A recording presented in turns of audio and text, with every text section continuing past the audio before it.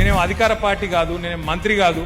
ఇంతమంది ఎందుకు వస్తారో నాకు అర్థం కాదు. వేరే వానికి వస్తారా? కాంగ్రెస్ వానికి, బీజేపీ వానికి ఇంతమంది ఎందుకు వస్తారో నాకు అర్థం కాదు. ఎందుకంటే నువ్వు ఎంత మందిని తోలుకొచ్చినావు? సార్ మా ఊర్లోకి వెళ్ళి 100 మందిని తోలుకొచ్చిన సార్. 100 × 500 ఇగో 50,000 నువ్వు తోలుకొచ్చిన వాళ్ళకి. ఇంతమంది ఎందుకు వస్తారో నాకు అర్థం కాదు. మరి ఏంది ఇది? ఇది 500 ఇచ్చిర్రు 5 ప్రచారానికి. ఇది పట్ట గురించి వచ్చాం 500 ఇస్తే ఇక నువ్వు రావా?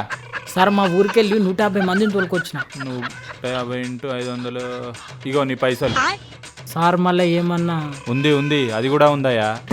బిర్యానీ తినేసి మనిషికో ఫుల్ బాటిల్ తీసుకొని పోండి. ఇంతమంది ఎందుకు వస్తారో నాకు అర్థం కాదు. ఆహా గట్లనే సార్. ఇంకా నువ్వెంతమంది తీసుకొచ్చినా? టిల్లుగా బాపు నువ్వు వచ్చినవేంది బాపు? అరే టిల్లు ఏంద్రా ఇది? మరేం చేయమంటావే? నీ పేరు చెప్పినా ఎవ్వడు వస్తలేడు బాపు మీటింగ్కి. ఆగురే, ఎందుకు ఆగమెందుక? ఏడిపోతురు భయ్, మీరు కూర్చోరాదా? ఏడిపోతురు, కొద్దిసేపు కూర్చోండి. ఆగమెందుకు చేస్తున్నావు? మనకు అధికారం పోయినా మన మీద మమకారంతో వస్తారా టిల్లు?